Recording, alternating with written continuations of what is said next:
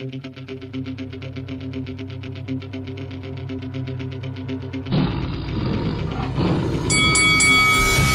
Michael Buffer here, and you are watching Lights Out. This is Faisal Khan for Lights Out, proudly sponsored by Spartan's Law. We're here in London for today's press conference ahead of Fight Week. Joining ReSeason is Sky Sports and Boxer's very own Mr. Ben Shalom. Ben, welcome to ReSeason. How's it been this week? It's been very good, very long, but what a promotion. Everything is just going up a notch. Press conference looks incredible. But most importantly, a huge night on Saturday night. What's impressed you the most about this fight week, and what is it that has really made you feel that ReSeason is the way forward now in boxing? Well, I think you can just tell that they care. Of course they have the resources, but the attention to detail, the want to promote the fighters, the want to make it the biggest it can possibly be. Everything is just that extra special and takes a lot of effort, and I think obviously bringing all the promoters, bringing all the fighters, bringing all the media. I think anyone involved in the sport can't quite believe what's going on right now. But then they go the extra mile every time. It's incredible. To think we're only on Thursday, it's going to be a very, very special night. So we know what ReSeason is all about. We know what it offers to boxing. What Sky Sports and Boxer are going to do differently? We've seen how Queensbury and Matchroom have been working together. How happy are you to be working with everybody else? But more importantly, what are you going to do differently for ReSeason? Look, I think we've had a young and upcoming stable. So these guys have got established stable. The reason why Frank was in the first place, Tyson Fury, and then you've got Anthony Joshua with Eddie.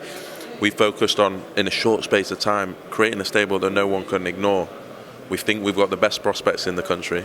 We think we've got the most talented prospects in the country. We think we've got the most commercially valuable fighters coming through. I think now you're starting to see they can't be ignored.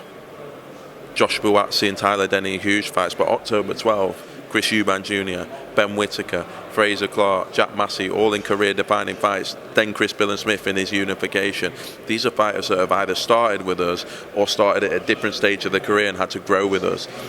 Almost that underdog mentality. And I think ultimately that's what boxing needs. It can get very boring, it can get very the same, and we want to create new stars.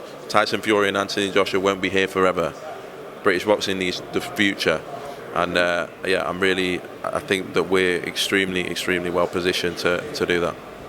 Two big fights for two of your members from Sky Sports and Boxer, Tyler Denny and Josh Batti. Let's start with Tyler Denny because his story has been incredible. He's come out of nowhere. He's blown up the middleweight scene. He's the European champion right now. Hamza Shiraz is tipped to be a world champion perhaps early 2025. Why are you confident that Tyler Denny is going to be the man that flips the script and maybe pushes Hamza Shiraz out the way and gets an extra step towards a world title himself? Just because he's been the underdog his whole life. He's been the underdog in every fight.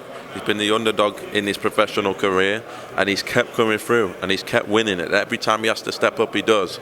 He's on this phenomenal win record. He's so well prepared. He texted me 3 days ago saying, I know you don't believe me. No one believes me, but I'm going to win on Saturday night, and I believe him.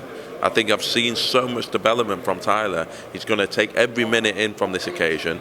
There's nothing that will faze him, and he loves to fight. And I think, look, Hamza Shiraz is a great fighter, but he's going to have to be at his very best to beat Tyler Denny. He's going to have to be stretched out, Tyler. Like he's here to do a job, and it's an absolute Cinderella story. We saw how good Willie Hutchinson was on the 5v5 card against Craig Richards, but Josh Batti, a fighter that I truly believe is probably maybe 1 or 2 wins away from challenging for a world title. Firstly, how happy are you with the progression Josh has made this year with that win against Dan Aziz? And does a win on Saturday night finally push him towards a Bivol or a better BF or maybe even another big start at the light heavyweight division? Opportunity to get momentum, and that's something that Batti struggled with throughout his career.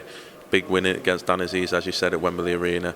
Now goes into a huge fight, an interim world title. Willie Hutchinson, we didn't think it would be him, but the importance of the fight is all the same. And what a platform for Josh Batti to make a statement. There's been so much pressure on him since he turned over, so much expectation. When is he going to fulfill it? As you said, he wins on Saturday, and he's in line to face the winner of Bivol Beterbiev, undeniably. And hopefully that's what's next. One thing I really like and appreciate about Sky Sports and Boxers, they're picking up fighters that have got to a stage of their career where they've not made the next step, i.e. the world title phase, the world level scene. How important is it for fighters such as Josh Batti and even fighters such as Richard Riakporhe to develop their career as quick as possible? And what do you do differently with fighters that are in that stage of their career that they haven't jumped onto the world scene, which is what you try and do now? Look, you're very right, and people don't sometimes appreciate. We had to take fighters that were free promotionally and that maybe other promoters didn't want or couldn't get the best out of. Chris Smith springs to mind, and look at him fighting for a unified world champion. Richard Riakporhe, Boatsy, slightly different case, but needed some momentum in his career. And I think a lot of the fighters, whether they're debuting with us like the Adam Azeems and the Caroline Dubois and the Ben Whittakers, or they're coming to us after 10 fights like Callum Simpson, Chris Smith, we're doing the very best and we're making them into stars. And that takes time. And I think that's why you were starting to become onto ReSeason now, because the fighters are doing so well that they can't be ignored. And yeah, as you say, I think this is the opportunity for Boatsy to make a statement and really kick on. Just one final one before I let you go. Chris Eubank Jr.'s next fight has been announced for the Bivol Better BF card. I had my fingers crossed. I was hoping we was going to get that fight with Canelo Alvarez. It didn't happen. Canelo beat Edgar Berlanga a couple of weeks ago. Ben, why didn't that fight happen? Why didn't that fight get made? And is that something you're hoping that we can see early 2025? I think it can happen in May or September next year. I think it will. It didn't make sense for Chris with 7 weeks. He's a guy that's got a lot of money, so the deal has to be right. And he has to feel well prepared because he's going in there to win the fight. He's not going in there to pick up a paycheck and go home, and I respect him for that. He's been out a year. He'll take this fight, and then it's the big ones. And Canelo is top of the list. Dubois, Joshua, who wins? Joshua. Ben Shalom, thank you for your time. Cheers. Thank you.